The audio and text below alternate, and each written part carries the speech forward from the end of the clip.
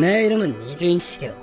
사회에서 활기를 치고 다니는 사람의 탈을 쓴 악마를 국가를 대신해 처단하는 존재다. 내가 지은 업보는 돌아오겠지. 그럼 어떻게 오셨는지 들어볼까요? 네. 이 사무소에는 마음의 원한을 품은 사람들이 방문한다. 그건 앞에 앉아있는 얼핏 보기엔 온화해 보이는 이 어르신도 마찬가지. 딸 가족을 몰살한 악마놈들을 지옥불로 떨어뜨려 주시오. 그의 동궁에서 까맣게 타오르는 증오의 불꽃, 그게 바로 증거였다. 무털하고 자신을 소개한 의뢰인은 딸 가족과 함께 살고 있었다. 할아버지, 나왔어. 미호, 뭐 갖고 싶은 거 있니? 아빠는 미호라면 껌뻑 죽는다니까. 3년 전 의뢰인은 사랑하던 아내를 떠나보냈고, 아니 아빠, 이제 나이도 있으니까 너무 많이 마시지 마. 너희들이 행복하게 사는 모습을 보면 죽어도 여한은 없지. 히로코 씨는 그 아내와 함께 기른 하나뿐인 딸이었다. 딸 부부와 손녀 미호는 그 무엇과도 바꿀 수 없는 보물이었다. 미호, 할아버지가 주는 선물이다. 고마워 할아버지. 딸의 행복한 모습과 손녀의 성장을 지켜보는 것, 그것이 그가 살아가는 이유였다. 그런데 2년 전, 할아버지 왔다 미호! 선물 사왔는데? 의뢰인이 외출했다가 집에 돌아온 어느 날이었다. 평소라면 웃는 얼굴로 달려나오는 딸과 손녀인데, 뭐지? 이 시간에 집에 아무도 없나? 불은 켜져 있다. 하지만 마치 공기가 얼어붙은 것만 같은 고요함. 그리고 거실 문을 연 순간, 이게 뭐야? 상상도 하기 힘든 불행이 의뢰인을 덮친다. 거짓말, 말도 안 돼. 이렇고 미호. 의뢰인은 눈앞에 펼쳐진 광경을 금방 이해하지 못했다. 이렇고 미호, 이게 무슨 일이니? 방바닥에 널브러져 있는 건 너무나도 낯선 모습의 사랑하는 딸과 손녀였다. 의뢰인이 점심에 집을 나설 때는 둘 다 멀쩡했다. 할아버지, 안녕히 다녀오세요. 할아버지가 좋은 걸 세울게. 기대하고 있거라. 아빠, 애 버릇 나빠진다니까.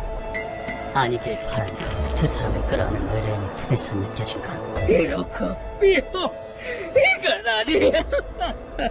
이미 두 사람이 세상을 떠났다는 사실.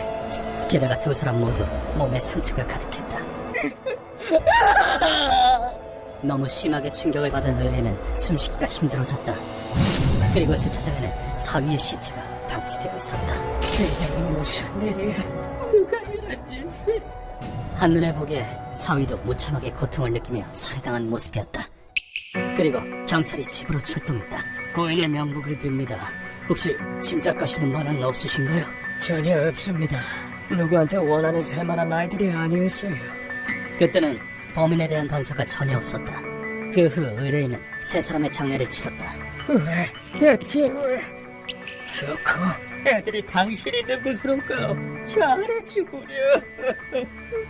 먼저 떠난 아내에게 그렇게 부탁하면서 그는 눈물이 멈추지 않았다고 한다. 그때부터 그는 혼자서 사건을 조사하기 시작했다. 연가하던 자네를 불러내서 미안하네. 괜찮네. 친구가 큰일을 당했잖아. 나도 가만히 있을 순 없지. 그는 전직 탐정 등 인맥을 동원하여 사건의 진상을 밝혀내려고 했다. 그러나 경찰조차도 조사에 난항을 겪고 있는 사건이다. 누구야? 대체 누가 안 치시려고? 자신의 힘만으로는 진실에 도달할 수 없다. 그렇게 생각하던 차에 무토, 만나봤으면 하는 사람이 있네. 만나봤으면 하는 사람? 전직 탐정인 친구가 이런 제안을 했다. 친구가 말한 장소에 가보니 사연이 많아 보이는 젊은이가 있었다. 이 친구는 누구지? 뒷세계에서 알아주는 정보상이야. 당신이 그 사건 피해자 유족이건 많이 힘드셨겠어. 이 사람도 모른다고 하면 물어보고 싶은 게 있네. 사랑하는 가족을 빼앗아간 인간을 영영 찾지 못할지도 모른다. 의뢰인은 지푸라기라도 잡는 심정으로 물었다. 자네는 우리 애들을 죽인 범인을 알고 있나? 물론 살짝 조사는 했지. 그러자 그 정보상은 태연하게 그렇게 대답했다.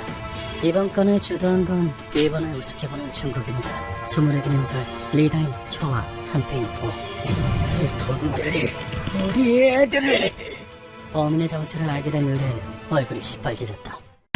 초무리는 일본에 유학을 왔지만 공부는 뒷전. 자, 마셔. 일본이 최고야. 이런 거 우리나라에선 절대 못하지. 얼마 지나지 않아 방탕한 생활에 빠지고 말았다. 놈들은 명문가의 자제였지만 행실이 좋지 않아 부모가 유학을 보냈다. 망했다. 돈 있는 거 다 썼네. 이거 부모님이 알면 눈물 쏙 빠지게 혼나겠지. 그러나 방탕한 생활을 그만둘 수 없었던 놈들은 생활비뿐만 아니라 학비까지 전부 써버렸다. 학비를 못 내면 퇴학, 그게 들키면 자국으로 소환된다. 일본에서 더 놀고 싶은데 일본인 놈들 별거 아니잖아. 이렇게 된 이상 훔치자. 이렇게 놈들은 아니란 생각으로 강도 행각을 벌이기로 했다. 어차피 털 거라면 잡히지 않기 위해서라도 전혀 안면이 없는 사람이 좋다. 저지 좋아 보이는데? 그러네. 이 시간이면 여자랑 애밖에 없겠지. 그렇게 놈들 눈에 들어온 게 의뢰인 딸의 집이었다. 그리고 해질녘이 되자 놈들은 공격을 개시했다. 뭐야? 당신들 누구? 시끄러워. 조용히 해. 야, 총장 찾으러 간다. 그리고 당시 집에 있었던 따님과 손녀를 제압하고 돈이 될 만한 물건을 빼앗았다. 그리고 사라지면 좋았을 텐데 놈들은 잔혹한 짓을 했다. 야, 이 집에 현금도 있지? 거짓말하지 말고 애도 죽인다. 부인의 몸을 칼로 찌르며 고문한 것이다. 결국 모녀를 죽인 놈들은 집에 돌아온 남편도 마구 때렸다. 집에 잘도 돌아왔네, 이 멍청한 자식! 미들킹! 그리고 그가 죽을 때까지 폭행을 멈추지 않았다. 모든 것을 알게 된 의뢰인은 또 받아들였다. 우리는 남을 죽이려고 한 적도 인간의 도리를 잊은 적도 없다. 따라서 쓰레기와 우위를 맞는 건 절대 있을 수 없다. 일이 이렇게 되면 어느 정도 힘을 빼지 않으면 대화가 안 되겠군. 루카, 내가 상대하자. 네! 말이 끝나기 무섭게 거리를 좁혀온 하얀 옷이 내게 무기를 장착한 주먹을 내지른다. 워낙 머리라니 보기 드문 무기를 쓰는데 주먹 양옆으로 뻗어나가는 칼날이 있고 종이 한 장 차이로 피하는 건 좀 위험하겠어. 큰 동작으로 피하면서 약간의 그렇기 때문에 1mm 단위의 틈으로 빠져나가면 고수의 틈도 파고들 수 있다. 저쪽을 보니 루카와는 잉하오라는 놈에게 피투성이가 되도록 당하고 있었다. 이 사람 강합니다, 선생님. 아파요! 확실히 미숙하군. 그러나 마음만은 말다. 그래도 루카와는 나에게 시간을 벌어주었다. 거기서 내가 끼어든다. 여기까지 하지! 우린 너희들과 싸울 생각은 없다. 뭐라고? 쌍둥이를 멈추게 하려면 지금이 적기일 터. 우린 초일당을 끝장내기 위해 왔다. 너희들도 아마 같은 목적으로 오지 않았나? 이 남자들의 눈은 악인의 그것이 아니라 무언가를 지키는 자에 있는다. 그 얘기를 들은 쌍둥이가 무기를 내린다. 목적이 같다고 했지. 이놈들은 누구 지시로 움직이는 거지? 피해자 유족이다. 그쪽도 놈들의 비인간적인 행위는 알고 있겠지. 내 질문에 고개를 끄덕이며 이군은 자신들의 사연도 얘기하기 시작했다. 그들은 모국의 권력자로부터 지시를 받아 초일당을 제거하러 왔다고 한다. 놈들은 이름 있는 집안의 이름을 더럽혔어.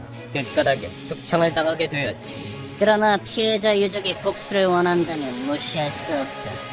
그렇게 말하며 이군은 핸드폰으로 누군가에게 연락했다. 중국어로 얼마간 대화를 나눈 후 그들은 이렇게 말했다. 놈들을 넘겨주도록 하지. 하나, 우리에게도 자존심이 있다. 놈들을 잡는 건 우리에게 맡겨라. 좋다. 놈들은 요즘 보기 드문 의로운 자들인 듯했다. 이렇게 우린 다시 초일당 아지트를 공격하러 갔다. 니놈들의 죗값을 치를 차례다. 큰일이다. 놈들은 고형제야. 뭐? 그 저승사자 고형제?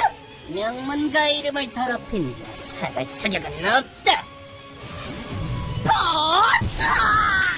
저 하얀 옷 발차기 속도도 상당하고 예상대로 놈들은 순식간에 두 사람을 때려 눕혔다. 죄 없는 자를 잔인하게 죽이다니 악마 같다 없군. 의식을 잃더니 잘 됐군. 이제 피해자 유족 대리인이 니놈들을 벌할 것이다.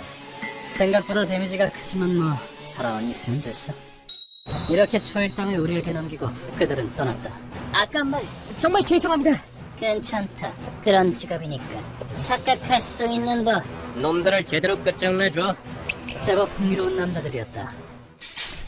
그리고 우리는 쓰레기 두 놈을 고문실로 옮긴다. 일어나! 버러지 같은 놈들아. 뜨끈뜨끈한 기름입니다. 어째서 쓰레기의 비명은 이렇게 귀에 거슬리는 걸까? 너희들 저승사자랑 같이 있었어. 너한테 손대면 아빠가 가만히 있지 않을걸. 그럼 중국에서 암살자가 벌떼같이 모여올 거다. 그 아빠는 니놈들을 버렸다. 아까 그 암살자가 그 증거지. 남의 가족을 죽여놓고 자기 부모한테 기대려 하더니 쓰레기짓도 정도가 있지. 그래도 반성의 한마디를 들어보는 게 나의 방침. 네놈들은 자기 욕심 때문에 죄 없는 가족을 끔찍하게 죽였지. 그게 뭐 어쨌다고?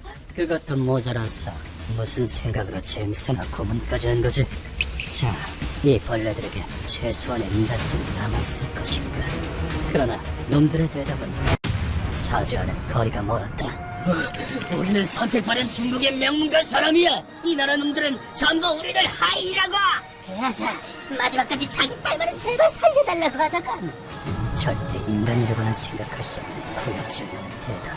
그 집안에서 버려졌다고 말했을 텐데 니놈들 같은 말종은 오랜만에 보냈군. 루코, 그가 준비해. 네, 아무리 생각해도 이놈들은 살 자격이 없습니다. 진정한 고문이 어떤 건지 그 문둥아리로 알게 해주지. 그리고 벽 안쪽에서 두 놈들을 둘러싸듯이 기계가 나타났다. 이게 뭐야? 모르나? 세차기계다. 그렇긴 한데 아주 잘 죽을 수 있는 지옥의 기계 세차입니다. 기계 두 대가 놈들을 감싼 순간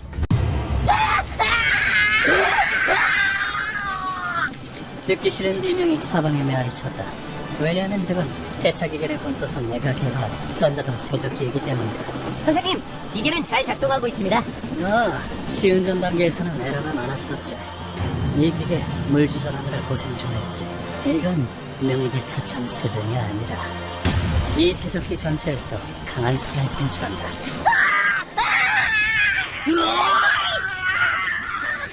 그렇게 물러진 피부 조직을 단단한 브러쉬가 전방위로 긁어내는 것이다. 여기에 당하게 되면 죄인은 깔끔하게 백골화된다. 1mm 단위로 긁어내니까 천천히 죽을 수 있지. 극한의 민지처참형이네요. 굉장히 획기적인 발명이다. 이 세적기가 주는 고통과 몸이 사라져간다는 공포는 정신이 나갈 정도다. 살려줘! 우리 눈은 다 없어진다! 저백하게! 경찰에 잡아간다고! 근성 없는 후련님들의 항복은 빨랐다. 나도 괴물은 아니다. 놈들의 이야기를 들어보지. 루카와 일단 정지. 네, 너희들 자국에 있는 가족들이 자랑스럽나? 보고 싶나? 보고 싶습니다. 다른 사람 가족은 빼앗은 주제에 입만 살았구나. 이 자식 쉽게 죽을 수 있을 거라 생각하지 마라. 링걸 놔주면서 3일간 긁어내주지. 내가 단언한 대로 놈들은 3일하고도 8시간 후에 모든 살을 잃고 죽었다. 이렇게 이번 의뢰는 끝났다. 갑자기 억울하게 가족을 잃는다는 건 견딜 수 없는 아픔이다. 그 괴로움도 마음을 태울 정도의 살이도 난 생생하게 이해할 수 있어. 혼자 남겨졌다 하더라도 살아가야만 한다. 사람은 계속 앞으로 나아가야 하는 것이다.